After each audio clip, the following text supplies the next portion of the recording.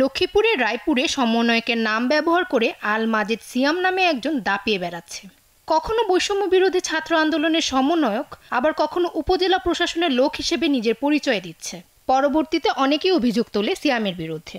জানা যায় তিনি হচ্ছেন যুব রেড ক্রিসেন্টের রায়পুর উপজেলা কোঅর্ডিনেটর। সম্প্রতি রায়পুরে মাসব্যাপী শিল্প ও পণ্য মেলার পার্কিংয়ের টাকাও সিয়ামের হাতানোর অভিযোগ উঠেছে, যা সে সমন্বয়ক পরিচয় দিয়েই নিয়েছে। তবে জানা যায় বৈষম্য বিরোধী ছাত্র আন্দোলনের রায়পুর উপজেলায় কোনো কমিটিই নেই। রায়পুরের একাধিক ছাত্র প্রতিনিধি জানায় সিয়াম বৈষম্য বিরোধী ছাত্র আন্দোলনের কেউ না। তারা আরও জানায় সিয়াম উপজেলা ছাত্রলীগের সাবেক সভাপতি ও বর্তমান উপজেলা আওয়ামী লীগের সাংগঠনিক সম্পাদক মারুফ বিন জাকারিয়ার ঘনিষ্ঠজন। সে এর আগে আওয়ামী লীগ নেতা মারুফের মোটরসাইকেল চালক ছিল। সিয়াম নামে কেউ আমাদের আন্দোলন করে এটা কেউ ছিল না।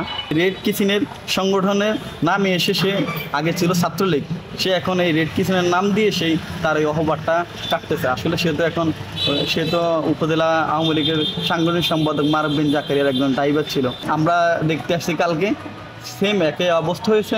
আমার থেকে যখন ফোনটার টাকা নিছে, তখন বললাম কে নিছে, সিয়াম ভাই নিছে। উপজেলা পরিষদ প্রাঙ্গণে চলমান মেলাতে সমন্বয়ক পরিচয় দিয়ে সিয়াম একটি ফুড কার্টের স্টলও বাগিয়ে নেয়। এমনকি মেলার পার্কিংয়ের টাকা তোলার দায়িত্বও তার হাতে ছিল। তার বিরুদ্ধে ফুড কার্ট ব্যবসায়ী রাব্বানি বলেন, রায়পুর মাসব্যাপী শিল্প ও পণ্য মেলা শুরু হওয়ার আগের দিন আমি আমার ফুড কার্ট গাড়ি নিয়ে আসি। উপজেলা পরিষদের প্রবেশের মুখে সিয়াম আমাকে বাধা দিয়ে বলে, তিনি ছাড়া ফুড কার্টের স্টল এখানে কেউ দিতে পারবেন না।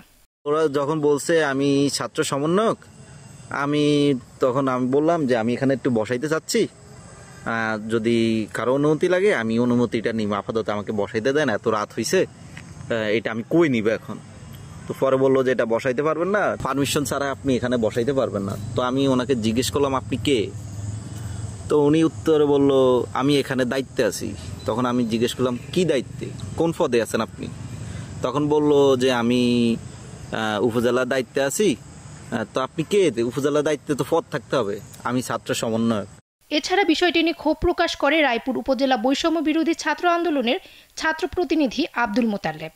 সিয়াম আমাদের কোনো সমন্বয়ক বা কোনো ছাত্র প্রতিনিধি না। আমি আমাদের ফেসবুক পোস্টের মাধ্যমে ক্লিয়ার করেছি যে এরকম যদি কেউ পরিচয় দিয়ে আমাদের নাম ভাঙিয়ে যদি কেউ টাকা খাইতে চায়, কেউ যদি ফায়দা হাসিল করতে চায়, দুর্নীতি চাঁদাবাজি করতে চায়, তাদেরকে আপনারা জনগণ সেই ব্যবস্থা গ্রহণ করবেন। মেলার পার্কিংয়ের বিষয়ে সিয়াম সাংবাদিকদের বলেন, উপজেলা প্রশাসনের পক্ষ থেকে তাকে দায়িত্ব দেওয়া হয়েছে। সেখানে উপজেলার স্টাফদের কিছু গাড়ি থাকবে, সেগুলো তাকে দেখভাল করতে হবে। তার বিরুদ্ধে একাধিক অভিযোগ রয়েছে এমন বিষয়ে জানতে চাইলে সংযোগ বিচ্ছিন্ন করে দেন। পুনরায় মোবাইল ফোনে কল দিলে তিনি সরাসরি আসার প্রস্তাব দেন।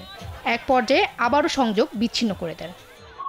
আমি হচ্ছে ভাই রিপ্রেজেন্ট প্রতিনিধি, তো হচ্ছে উপজেলা প্রশাসন থেকে আমাকে ইনক্লুড করা হয়েছে সার্বিক সহযোগিতার জন্য।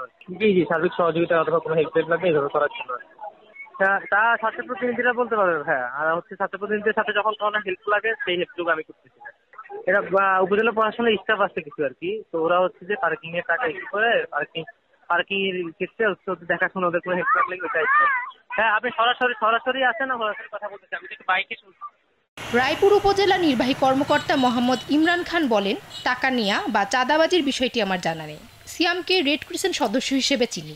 তাকে প্রশাসনের পক্ষ থেকে মেলার পার্কিং এর কোনো দায়িত্ব দেওয়া হয়নি। আমরা আসলে বাস্তব প্রেক্ষাপটে না দেখে বিষয়টা বলতে পারতেছি না। আমি জিনিসটা গত রাতে দেখছি, যেহেতু রাত বেশি ছিল, আজকে আমি দেখি এটা এই বিষয়ে সংশ্লিষ্ট কর্তৃপক্ষ ডাকবো, কারণ তারা হচ্ছে মিস ইনফরমেশন দিয়ে জনগণকে মিসলিড করতেছে এবং এটা হচ্ছে আইনত দণ্ডনীয় অপরাধ। এই বিষয়টা ব্যবস্থা নেওয়া হবে।